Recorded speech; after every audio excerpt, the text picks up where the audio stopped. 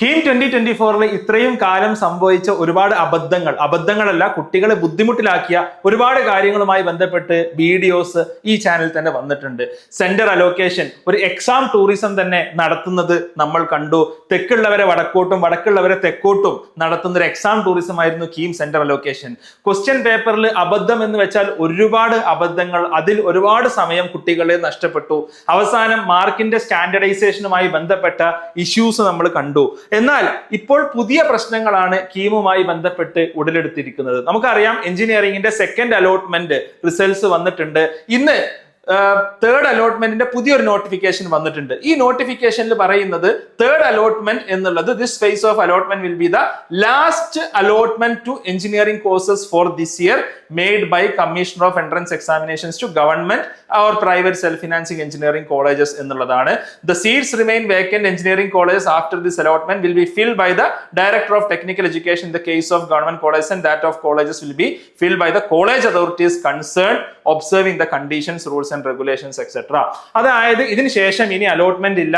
നമുക്ക് മനസ്സിലാവുന്നത് ഇതിന് ശേഷം ഇനി സ്പോട്ട് അലോട്ട്മെന്റ് കാര്യങ്ങളാണ് വരാനിരിക്കുന്നത്. അപ്പോ ഇത് പറഞ്ഞാൽ കുട്ടികളെ സംബന്ധിച്ചിടത്തോളം അവസാനത്തെ ഓപ്ഷൻ ആണ് ഒരു ഗവൺമെന്റ് സീറ്റ് കിട്ടുവാൻ വേണ്ടിയിട്ട്. അപ്പൊ എന്താണ് ഇവിടെയുള്ള പ്രശ്നം എന്നുള്ളത്? ഇപ്പൊ സെക്കൻഡ് അലോട്ട്മെന്റ് നടന്നിരിക്കുമ്പോൾ തന്നെ മെഡിക്കലിന്റെ അലോട്ട്മെന്റ് തുടങ്ങിയിട്ടില്ല. സാധാരണ മെഡിക്കൽ അലോട്ട്മെന്റും എഞ്ചിനീയറിംഗ് അലോട്ട്മെന്റും ഹാൻഡ് ഇൻ ഹാൻഡ് ആയിട്ട് ഏകദേശം ഒരേ സമയത്താണ് നടക്കാനുള്ളത്. സോ ദാറ്റ് ഫസ്റ്റ് അലോട്ട്മെന്റ് ചിലപ്പോൾ മെഡിക്കൽ സ്റ്റുഡൻസ് ഒക്കെ അപ്ലൈ ചെയ്യും, കീമിൽ നല്ല റാങ്ക് കിട്ടിയ ആൾക്കാരുണ്ടാവും, അവരൊക്കെ സെക്കൻഡ് അലോട്ട്മെന്റ് ആകുമ്പോഴേക്ക് ഡ്രോപ്പ് ചെയ്യും. സെക്കൻഡ് അലോട്ട്മെന്റിൽ കൂടുതൽ റാങ്കുകൾ അല്ലെങ്കിൽ കൂടുതൽ എഞ്ചിനീയറിംഗ് ആസ്പിറൻസിന് കൂടുതൽ സീറ്റുകൾ അലോട്ടഡ് ആവും. തേർഡ് ആകുമ്പോഴേക്ക് ഒരു നമ്പർ കൂടി വരും. പക്ഷേ ഈ വർഷം സംഭവിച്ചിരിക്കുന്നത്, നമുക്ക് സിഇടിയിലെ സിവിൽ എഞ്ചിനീയറിംഗിന്റെ സ്റ്റാറ്റിസ്റ്റിക്സ് നമുക്ക് 2023 2024 നമുക്ക് കമ്പയർ ചെയ്ത് നോക്കാം. സ്റ്റേറ്റ് മെറിറ്റിൽ നോക്കുമ്പോൾ കഴിഞ്ഞ തവണ സെക്കൻഡ് ഫേസിൽ 5828 വരെ കയറിയിട്ടുണ്ടെങ്കിൽ ഇത്തവണ 5286 ആണ്. ഒരു 600 റാങ്കിന്റെ ഡിഫറൻസ് ഉണ്ട്. മാത്രമല്ല ഫസ്റ്റ് ഫേസിൽ നിന്ന് സെക്കൻഡ് ഫേസിലോട്ട് കഴിഞ്ഞ തവണ ഒരു 893 റാങ്കിന്റെ ഡിഫറൻസ് ഉണ്ടായിരുന്നെങ്കിൽ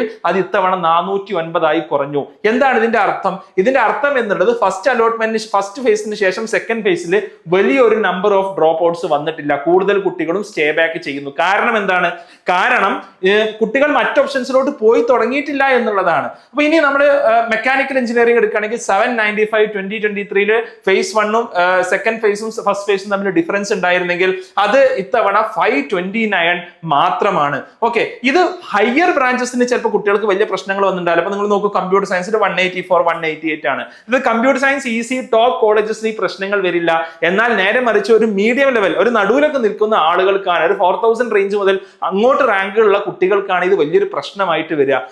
ഇതിന് വരുന്ന മറ്റൊരു വലിയ പ്രശ്നം എന്താണെന്ന് വെച്ചാൽ ഈ കുട്ടികൾ പലരും ഒരു ലോവർ ഗവൺമെന്റ് എഞ്ചിനീയറിംഗ് കോളേജിനേക്കാളും ബെറ്റർ പ്രൈവറ്റ് കോളേജസ് അവർ ഓപ്ഷൻ ആയി കൊടുത്തിട്ടുണ്ടാവും. ഈ ഓപ്ഷൻ കൊടുക്കുന്നതിനോട് കൂടി തന്നെ അവർക്ക് ചിലപ്പോൾ ഇനി തേർഡ് അലോട്ട്മെന്റ് കഴിഞ്ഞാൽ സ്പോട്ട് അലോട്ട്മെന്റിൽ പങ്കെടുക്കാൻ അവർ TC കൊടുക്കാത്ത, അവരവിടെ ജോയിൻ ചെയ്തിട്ടുണ്ടെങ്കിൽ TC കൊടുക്കാത്ത അല്ലെങ്കിൽ NOC കൊടുക്കാത്ത പ്രശ്നങ്ങൾ ഉണ്ടാവാനുള്ള സാധ്യത വളരെ കൂടുതലാണ്. മറ്റു കോളേജസ് പോകുമ്പോൾ ഈ ഡാറ്റ വാലിഡേറ്റ് ചെയ്യുന്നത് TKM എഞ്ചിനീയറിംഗ് കോളേജിൽ സ്റ്റേറ്റ് മെറിറ്റിലെ 902, സിവിൽ എഞ്ചിനീയറിംഗിലെ ഫസ്റ്റ് ആൻഡ് സെക്കൻഡ് അലോട്ട്മെന്റ് തമ്മിൽ ഡിഫറൻസ് ഉണ്ടായിരുന്നെങ്കിൽ ഇത്തവണ അത് 409 ആണ്. മെക്കാനിക്കൽ എഞ്ചിനീയറിംഗിൽ TKM 1980 ആയിരുന്നു ഡിഫറൻസ് എങ്കിൽ ഇത്തവണ ഏകദേശം പകുതിയായി 1193 ആയിട്ട് മാറി. അതേപോലെ തന്നെ കമ്പ്യൂട്ടർ സയൻസിൽ ഇത് സിമിലർ ആയിട്ട് നിൽക്കുന്നു. കാരണം ഹയർ റാങ്ക്സുകാർ ഇത് ബാധിക്കുന്നില്ല എന്ന് നമുക്ക് കാണാൻ സാധിക്കും. വീണ്ടും JSC തൃശ്ശൂർ സിവിൽ എഞ്ചിനീയറിംഗിൽ 902 ഉള്ളത് 409 ആയിട്ട് മാറി. മെക്കാനിക്കൽ 1870 ഉള്ളത് 456 ആയി മാറി. CSC ഏകദേശം ഒരേപോലെ നിൽക്കുന്നു. NSS എഞ്ചിനീയറിംഗ് കോളേജിൽ 1826 ഉള്ളത് 1008 ആയി മാറി സിവിൽ എഞ്ചിനീയറിംഗിൽ. അതേപോലെ തന്നെ 2124 ഉള്ളത് 1612. നിങ്ങൾ നോക്കൂ, 16,000 വരെ സെക്കൻഡ് അലോട്ട്മെന്റിൽ കഴിഞ്ഞ തവണ കയറി പോയത് ഇത്തവണ എത്രയായി മാറി? 12,645 ആയി മാറി. അതായത് മേ ബി ഒരു 13,000 മെക്കാനിക്കൽ എഞ്ചിനീയറിംഗ് NSSൽ പ്രതീക്ഷിച്ചിരിക്കുന്ന ഒരു കുട്ടിക്ക് ഇതുവരെ NSSൽ സീറ്റ് കിട്ടിയിട്ടില്ല എന്നുള്ളതാണ് ഇത് കാണിക്കുന്നത്. ഓക്കെ, അപ്പോൾ ഈ ഒരു ഡിഫറൻസ് നമുക്ക് ലോവർ ബ്രാഞ്ചസിലും മിഡിൽ ടു ലോവർ ബ്രാഞ്ചസിലും അതേപോലെ തന്നെ മറ്റു കോളേജസിലും ഒക്കെ നമുക്ക് കാണുവാൻ സാധിക്കും. ഇനി നമ്മൾ കാണുന്ന വിഷയം എന്താണ്? ഷെഡ്യൂൾ എന്നുള്ളത് 29-ാം തീയതി പബ്ലിക്കേഷൻ ഓഫ് ഫൈനൽ അലോട്ട്മെന്റ്. 22-ാം തീയതി വീണ്ടും വെബ്സൈറ്റ് ഓപ്പൺ ചെയ്യാം. ഇത് 2000 രൂപ കൊടുക്കണം എന്നൊക്കെ പറയുന്നുണ്ട്. അത് റീഫണ്ട് ചെയ്തൊക്കെ പറയുന്നത് എന്തോ ആവട്ടെ, അത് മറ്റൊരു വിഷയമാണ്. പക്ഷേ ഫൈനൽ അലോട്ട്മെന്റ് 29-ാം തീയതി എഞ്ചിനീയറിംഗിന്റെ വരും. അതേസമയം തന്നെ മെഡിസിന്റെ അലോട്ട്മെന്റ് ഷെഡ്യൂൾ നിങ്ങൾ നോക്കുക, 29-ാം തീയതി ഫസ്റ്റ് ഫേസ് വരികയുള്ളൂ. അതായത് മെഡിക്കൽ അലോട്ട്മെന്റ് ഉള്ള എല്ലാ ആളുകളും എല്ലാ ആളുകളും ഇതുവരെ കൊടുത്തവരൊക്കെ തേർഡ് അലോട്ട്മെന്റിൽ എഞ്ചിനീയറിംഗ് നിലനിർത്താനുള്ള സാധ്യത വളരെ കൂടുതലാണ്. അപ്പൊ എഞ്ചിനീയറിംഗ് ആസ്പിറൻസിന് അവർക്ക് അവകാശപ്പെട്ട അവര് സ്വപ്നം കാണുന്ന ഒരു ഗവൺമെന്റ് സീറ്റ് കിട്ടാതിരിക്കാനുള്ള സാധ്യത ഇതോടുകൂടി കൂടും എന്നുള്ളതാണ് നമ്മൾ മനസ്സിലാക്കേണ്ടത്. ഇതിലെ മറ്റൊരു പ്രശ്നം എന്നുള്ളത് ഞാൻ നേരത്തെ പറഞ്ഞതുപോലെ പല കുട്ടികളും പ്രൈവറ്റ് എഞ്ചിനീയറിംഗ് കോളേജിൽ പോയി ചേരും. ഈ കാരണങ്ങൾ കൊണ്ട് തന്നെ സെക്കൻഡ് അലോട്ട്മെന്റ് മുതൽ തേർഡ് അലോട്ട്മെന്റ് വരെ അവർക്ക് വലിയൊരു റാങ്ക് ഡിഫറൻസ് എക്സ്പെക്ട് ചെയ്യാൻ പറ്റില്ല, അല്ലെങ്കിൽ വലിയൊരു അപ്ഗ്രഡേഷൻ ഒന്നും സംഭവിച്ചു എന്ന് വരില്ല, വലിയൊരു അപ്ഗ്രഡേഷൻ ഒന്നും സംഭവിച്ചെന്ന് വരില്ല. അപ്പൊ എന്താ സംഭവിക്കുക? അവർ ആ പ്രൈവറ്റ് കോളേജിൽ അവർ ലോക്കായി പോകും. ഇങ്ങനെ ലോക്കായി പോയാൽ അവർക്ക് നെക്സ്റ്റ് മോപ്പപ്പ് ഉണ്ടോ? മോപ്പപ്പ് ഇല്ല. പകരം അവർ സ്പോട്ട് അലോട്ട്മെന്റിലോട്ട് പോകും. സ്പോട്ട് അലോട്ട്മെന്റ് എന്ന് പറഞ്ഞാൽ എന്താ? മോപ്പപ്പ് ഒരു സെൻട്രലൈസ്ഡ് സിസ്റ്റം ആണ്. സ്പോട്ട് അലോട്ട്മെന്റ് എന്ന് പറയുമ്പോൾ എവിടെയാണോ, ഏത് കോളേജിലാണോ അവർക്ക് സീറ്റുകൾ ഒഴിവുള്ളത് ആ സ്ഥലത്ത് പോയി അവർ അഡ്മിഷൻ എടുക്കേണ്ട ഒരവസ്ഥയാണ് സ്പോട്ട് അലോട്ട്മെന്റ് വരെ. ഇതൊക്കെ തേടി കണ്ടുപിടിച്ച് അല്ലെങ്കിൽ ദൂരമുള്ള ഒരു കോളേജിൽ പോയി അഡ്മിഷൻ എടുക്കുക എന്നുള്ളതൊന്നും പ്രാക്ടിക്കൽ ആയിട്ടുള്ള കാര്യമല്ല. പലരും അവരുടെ സ്വപ്നങ്ങൾ അവർ ഉപേക്ഷിക്കും. ഇനി പ്രൈവറ്റ് എഞ്ചിനീയറിംഗ് കോളേജിൽ പോയി ചേർന്നാൽ അവർക്ക് പലപ്പോഴും സ്പോട്ട് അലോട്ട്മെന്റിലെ NOCയോ TCയോ ഒന്നും അവർ ജോയിൻ ചെയ്ത് കഴിഞ്ഞാൽ കിട്ടിക്കോണമെന്നില്ല. ആ കോളേജുകാർ അവർ ചാടിയും പിടിച്ച് ഞങ്ങളുടെ കുട്ടി പോകുന്നത് ഞങ്ങൾക്ക് പറ്റില്ല, ഞങ്ങൾക്ക് ഒരു സീറ്റ് ഇവിടെ നഷ്ടപ്പെടുകയാണെന്ന് പറഞ്ഞാൽ അതെന്തായി മാറും? അത് മറ്റൊരു പ്രശ്നമായിട്ട് മാറും. അപ്പോ എന്നെ സംബന്ധിച്ചിടത്തോളം മുന്നോട്ട് വെക്കാനുള്ള ഡിമാൻഡ്, ഞാൻ കുട്ടികളുമായി സംസാരിച്ചതിന്റെ അടിസ്ഥാനത്തിൽ മുന്നോട്ട് വെക്കാനുള്ള ഡിമാൻഡ് എന്നുള്ളത് തേർഡ് അലോട്ട്മെന്റ്, മെഡിക്കൽ അലോട്ട്മെന്റിന് ശേഷമുള്ള ഒരു ഡേറ്റിലോട്ട് ഡിലേ ചെയ്യുക എന്നുള്ളതാണ്. കാരണം 29-ാം തീയതി മെഡിക്കൽ അലോട്ട്മെന്റ്, കഴിഞ്ഞ തവണ സെപ്റ്റംബർ 3-നാണ് തേർഡ് അലോട്ട്മെന്റ് വന്നത്. ഒരു 2-3 ദിവസമെങ്കിലും ഡിലേ ചെയ്താൽ, അല്ലെങ്കിൽ ഈ ഫസ്റ്റ് അലോട്ട്മെന്റ് പബ്ലിക്കേഷൻ റിസൾട്ട് വന്ന് മെഡിക്കൽ സീറ്റുകൾ ഫില്ലാകുന്ന ആ ഒരു സമയം, സെക്കൻഡ് അലോട്ട്മെന്റ് കഴിയുന്നില്ല, അറ്റ്ലീസ്റ്റ് ഫസ്റ്റ് അലോട്ട്മെന്റ് പോകുന്ന കുട്ടികളുടേത് അതിൽ പാർട്ടിസിപ്പേറ്റ് ചെയ്യുന്നത് ഡിലേ ചെയ്ത് കഴിഞ്ഞാൽ ഒരുപാട് കുട്ടികൾക്ക് അവർ ആഗ്രഹിച്ച ഗവൺമെന്റ് സീറ്റ് കുറഞ്ഞ ഫീസിൽ കിട്ടും എന്നുള്ളത് നമ്മൾ മനസ്സിലാക്കുക. കുട്ടികൾ കുറെ ആഗ്രഹിച്ച് പഠിച്ചതല്ല, അവർ കുറെ ബുദ്ധിമുട്ടി പഠിച്ചതല്ല, അവർക്ക് അർഹമായിട്ടുള്ള ഒരു സീറ്റ് നമുക്ക് കൊടുക്കാൻ സാധിക്കും.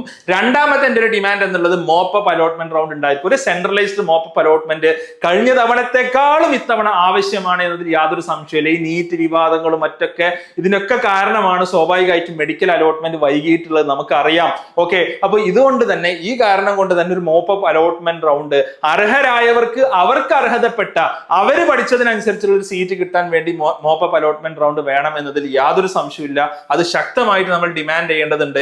മൂന്നാമത്തേത്, സ്റ്റുഡൻസ് പ്രൈവറ്റ് കോളേജിൽ ജോയിൻ ചെയ്ത സ്റ്റുഡൻസിന് NOC ലഭിക്കാത്ത, TC ലഭിക്കാത്ത പ്രശ്നങ്ങളുണ്ട് എന്നുണ്ടെങ്കിൽ അതിൽ ഗവൺമെന്റ് കൃത്യമായിട്ടുള്ള മാർഗനിർദ്ദേശം പുറപ്പെടുവിക്കണം എന്നുള്ളതാണ്. ഇല്ല എന്നുണ്ടെങ്കിൽ പല കുട്ടികൾക്കും അവർക്ക് അർഹതപ്പെട്ട സീറ്റ് നഷ്ടമായി പോകും. അവരൊരു പേടി കൊണ്ട് അവർ lower government engineering college choose ചെയ്യില്ല, കാരണം പിന്നീട് കിട്ടിയില്ലെങ്കിലോ എന്ന് മാത്രമല്ല ഈ സ്പോട്ട് അലോട്ട്മെന്റിലൊന്നും നമുക്ക് വിശ്വസിച്ച് പങ്കെടുക്കാൻ സാധിക്കില്ല.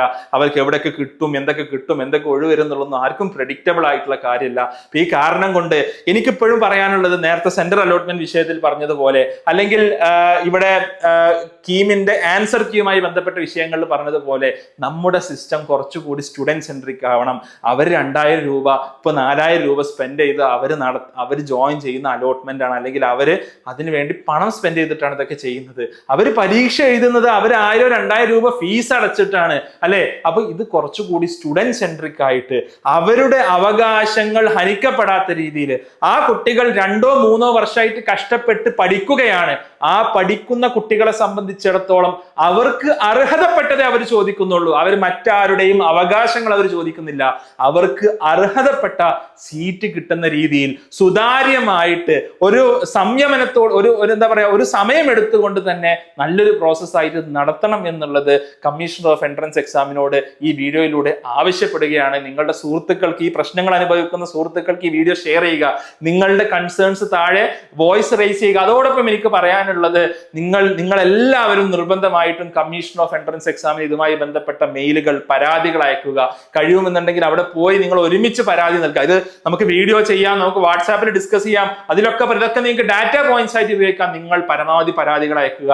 നിങ്ങളുടെ ചുറ്റുവട്ടത്തുള്ള MLA-മാരും MP-മാരും അവരുടെ ശ്രദ്ധയിൽ ഈ വിഷയം കൊണ്ടുവരാൻ ശ്രമിക്കുക. കാരണം പൊളിറ്റിക്കൽ ഇന്റർവെൻഷൻ ആവശ്യമുള്ള ഒരു സമയത്താണ്. നമുക്കൊക്കെ പരിചയത്തിൽ മന്ത്രിമാരും MLA-മാരൊക്കെ ഉണ്ടാവും. അവരൊക്കെ നമ്മളെ കേൾക്കാനും റെഡി ആയിരിക്കും. അവരൊക്കെ പല ആളുകൾക്കും ഇത്തരം വിഷയങ്ങളൊന്നും അറിയില്ല.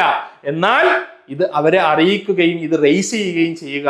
അല്ലാതെ കേവലം വാട്സാപ്പിലോ യൂട്യൂബിലോ മാത്രം ചർച്ച ചെയ്തുകൊണ്ട് പ്രത്യേകിച്ച് പരിഹാരമൊന്നും ഉണ്ടാവില്ലെന്നറിയാം. ഇതൊക്കെ നമ്മളെ സംബന്ധിച്ചിടത്തോളം വോയിസ് റേസ് ചെയ്യുക എന്നുള്ളതാണ്. ഈ കാര്യങ്ങളൊക്കെ നമ്മൾ ചെയ്യേണ്ടതാണ്. എന്നാൽ കഴിയുന്ന കാര്യങ്ങൾ ചെയ്യാൻ ഞാനും ഹെൽപ്പ് ചെയ്യാം, ഞാനും ചെയ്യാം എന്ന് മാത്രം പറഞ്ഞുകൊണ്ട് ഈ ഒരു ഡിമാൻഡ്സ് വീണ്ടും തേർഡ് അലോട്ട്മെന്റ് നിർബന്ധമായും വൈകിപ്പിക്കണം. ഒരുപാട് കുട്ടികളുടെ ഭാവിയെ കൺസേൺ ചെയ്യുന്ന വിഷയമാണ്. മോപ്പപ്പ് അലോട്ട്മെന്റ് റൗണ്ട് വളരെ നിർബന്ധമാണ്. തേർഡ് അലോട്ട്മെന്റിൽ നിർത്തരുത്. സെൻട്രലൈസ്ഡ് മോപ്പപ്പ് അലോട്ട്മെന്റ് റൗണ്ട് വളരെ സുതാര്യമായ രീതിയിൽ ട്രാൻസ്പെറന്റ് ആയിട്ടുള്ള രീതിയിൽ നടത്തേണ്ടതുണ്ട്.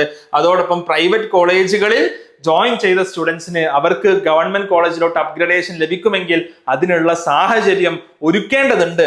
അല്ലെങ്കിൽ 1ഉം 2ഉം ചെയ്തു കഴിഞ്ഞാൽ തന്നെ 3ന്റെ ആവശ്യം ഉണ്ടാവില്ല എന്നുള്ളതും വളരെ നമുക്ക് വ്യക്തമായിട്ടുള്ള കാര്യമാണ്. ഈ ഡിമാൻഡുകൾ ഒന്നുകൂടി വെച്ചുകൊണ്ട് ഈ വീഡിയോ അവസാനിപ്പിക്കുന്നു. Thanks lot for watching. മറ്റൊരു വീഡിയോയുമായി കാണാം. ബൈ.